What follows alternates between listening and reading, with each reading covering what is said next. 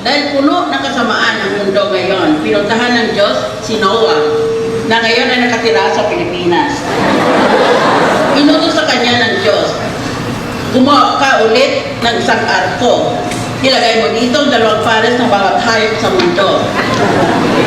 Pagkatapos ng 6 na buwan, uulan at babaha ng 40 araw at bugunawin ko ang mundo. Pagkalipas ng 6 na buwan, binalikan ng Diyos si Noah. Nakita niya na walang arko si Noah. Sabi ni Noah, pasensya na Lord, hindi ko po natapos ang arko. Iba na po ang panahon ngayon. Number 1, una, kailangan ko raw po ng building permit.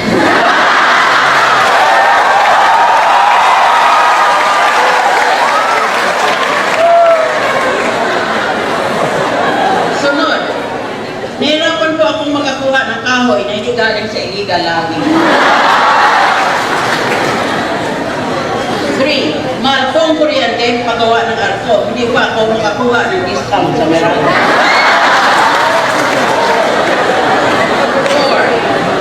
nahirapan po ako makakuha ng environmental permit sa DNR dahil sa mga endangered species na dadalhin ko. 5,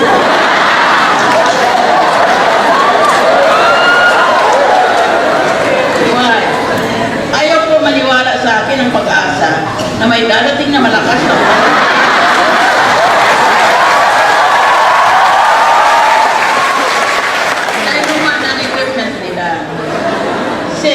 pinapa-lifestyle check ako ng BIR. Dapat daw magbayad ako ng quiz. 7, hindi din po ako makakuha ng funding sa Congress. Hindi raw nila gusto yung NGO ko.